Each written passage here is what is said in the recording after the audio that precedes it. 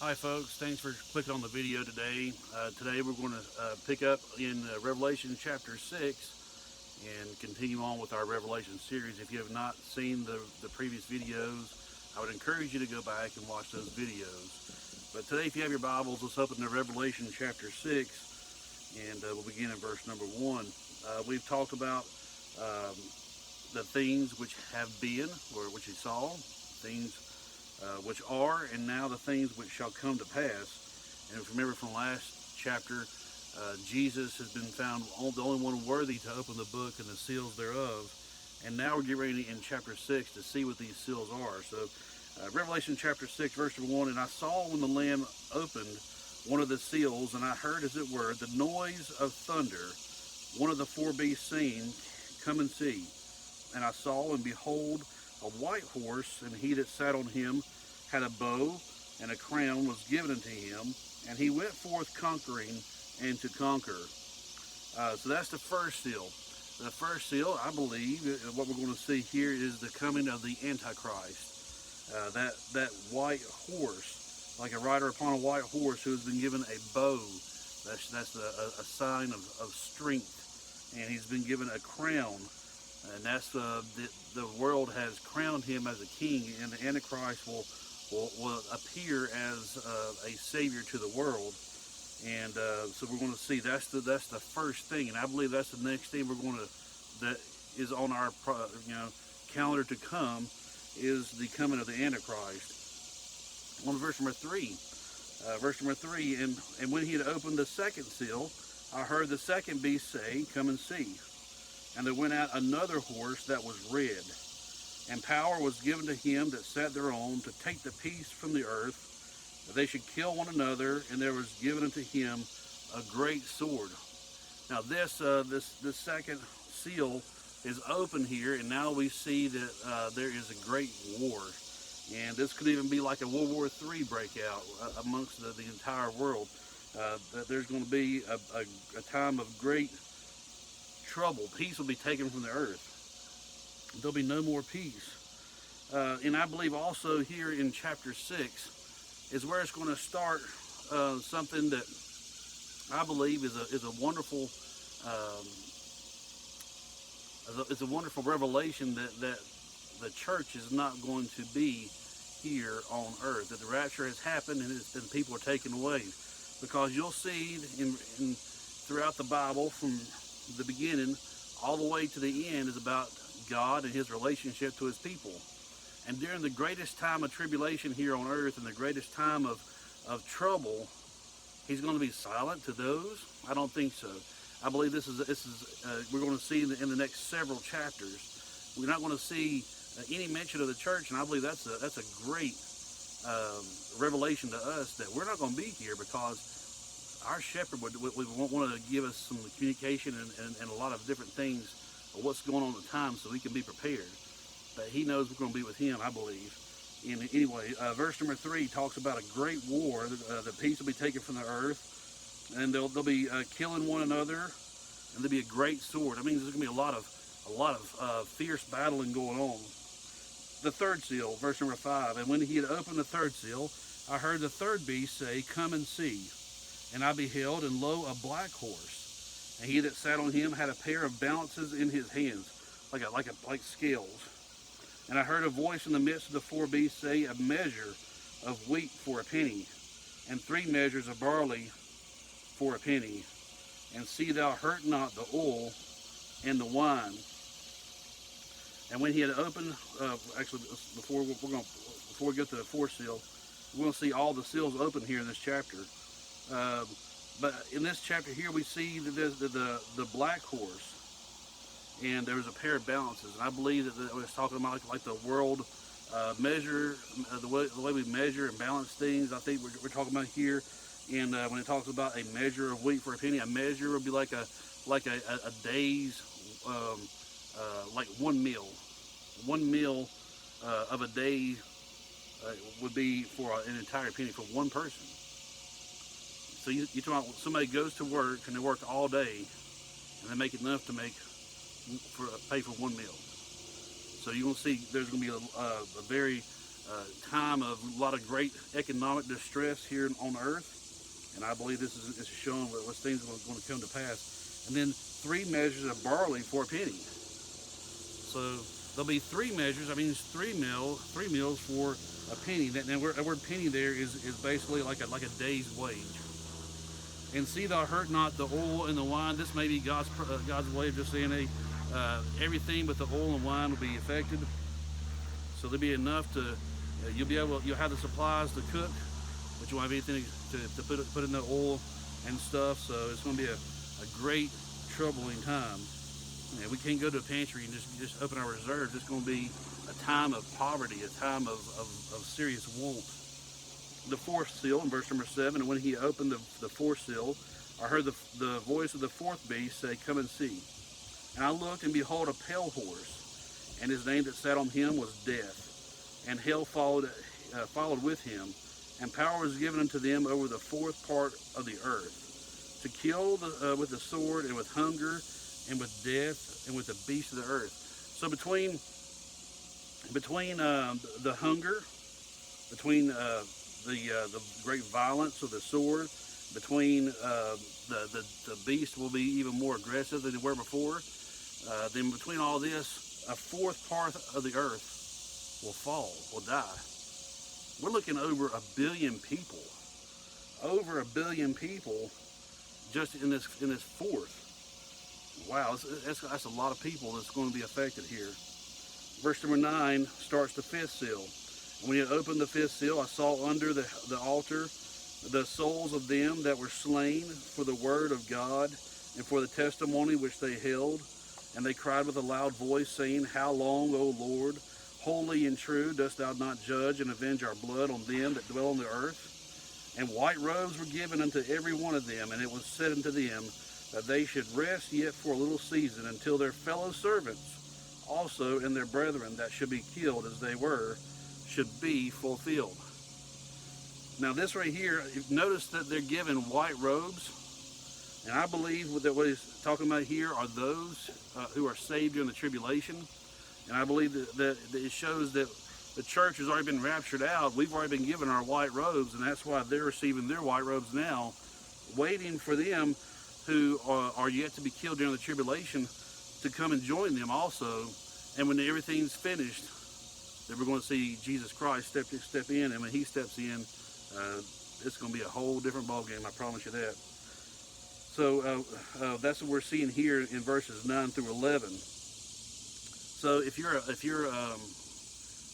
I believe the Bible teaches, if you go back to Thessalonians, I believe the Bible teaches that if you have refused God, if you refuse to call upon his name, if God has spoken to your heart and you said, well, I don't want Jesus, I don't want anything to do with Jesus, I don't want this, and you turn it away, I believe the Bible teaches that he causes a strong delusion, that he causes them to believe a lie, and that you won't have the opportunity to get saved because you've already been given an opportunity, and now he's going to blind your eyes. You've been given an opportunity, and even because I've heard some people say, well, when the rapture happens, then I'll get saved, or when this happens, I'll get saved.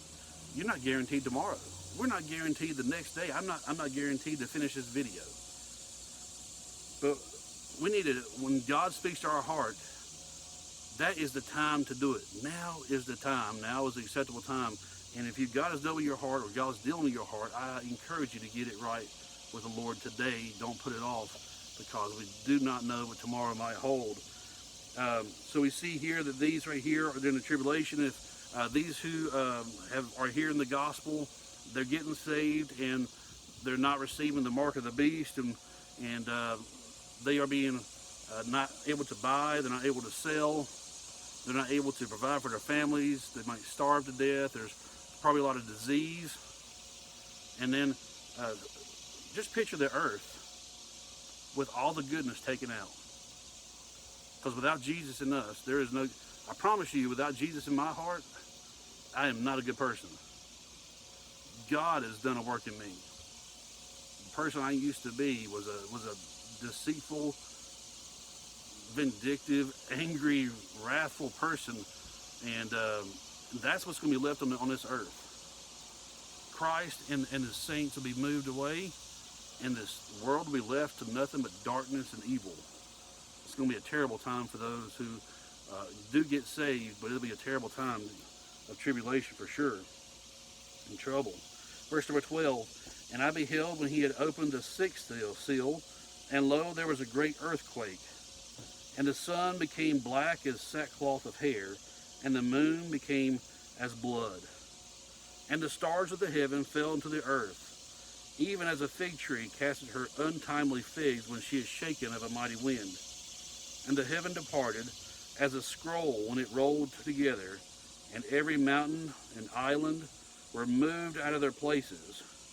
And the kings of the earth, and the great men, and the rich men, and the chief captains, and the mighty men, and every bondman, and every free man hid themselves in the dens and in the rocks of the mountains, and said unto the mountains and rocks, fall on us, and hide us from the face of him that sitteth on the throne, and from the wrath of the Lamb. For the great day of his wrath is come, and who shall be able to stand? We're going to see the earth. You know that God himself sustains every star in the sky, that he sustains the orbit of the planet, and the foundation, the plates of the earth, they're all there, and he maintains them. The Bible teaches that. And this time he's going to remove his hand of control of that and keeping it all together, and you're going to see stars calling it. He said like somebody's taking a tree and shaking it, and the fruits are just falling to the ground. You ever seen an apple tree when you got a bunch of apples in there and you start shaking it and they just start falling? He said that's how the stars will be falling from the sky. You know, it's kind of something you don't see very often, a shooting star. If you're in a city, you probably hardly ever see them because of all the smog and stuff. In the country, I'll be out here and I'll watch and I'll see a shooting star every now and then. But he's talking about they're just going to be falling from the sky, 2 and 3 and 4, many at a time, one after another.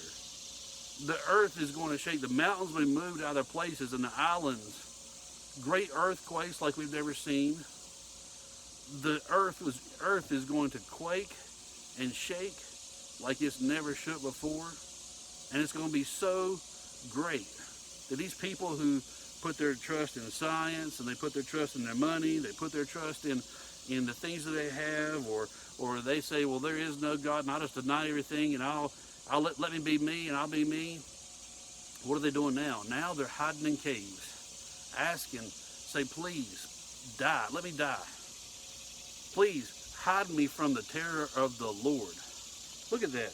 It says here in verse number 16, and said to the mountains and rocks, fall on us and hide us from the face of him that sitteth on the throne, and from the wrath of the Lamb. I wonder at this time here, I don't know for sure, but it talks about that, the heavens being rolled back like a scroll. And I would just wonder if God doesn't just take the stars to the sky, just push them aside. Remember he said that the earth is my footstool?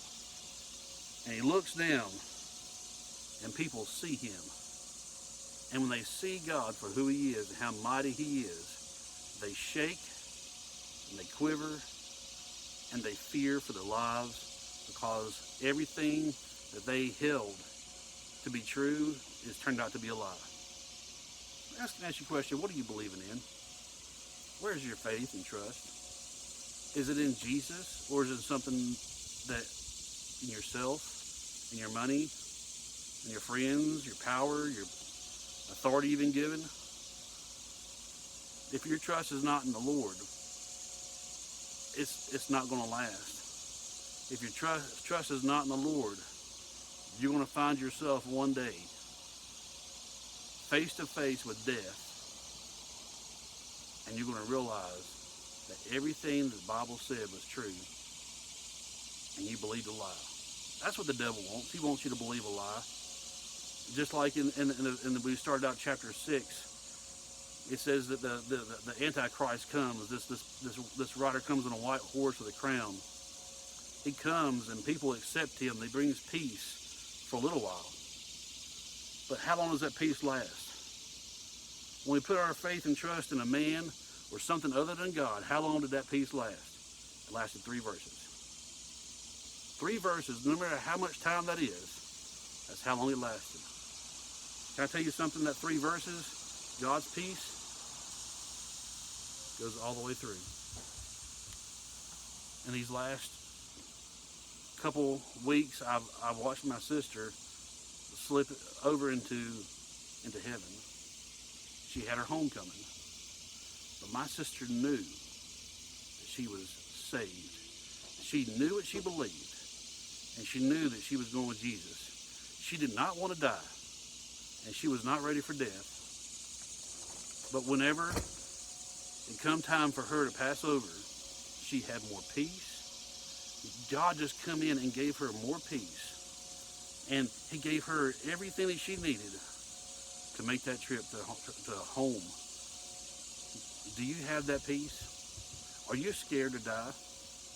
If I was to die right now, can I tell you something? I'd be excited. I'd be excited to go and see Jesus and my loved ones in heaven. I know for a fact that if I'm to die right now, I'd be home in heaven with Jesus and my loved ones, and to suffer no more heartaches, no more trouble, no more pain, no more death. Isn't that what we all desire? And that's what Jesus desires to give to every one of you also. If you don't have that peace, and you'd like to know that peace, will you just comment down below and maybe give me your email address? I'd like to share with you how you can get that peace. The Bible tells us that peace only comes through Jesus Christ. There is no other way. It's all through him, or you don't have it. Folks, I hope you've enjoyed this time today. It's been great to share some thoughts with you. If you have questions, comments, if there's anything I can do for you, you can email me. My email address is h.michael, M-I-C-H-A-E-L, Eaton, E-A-T-O-N, @yahoo.com. You can send me a message there. You can comment the link below, and I'll do my best to respond to you in a timely manner. And I look forward to talking to you. I hope you all have a wonderful day. God bless.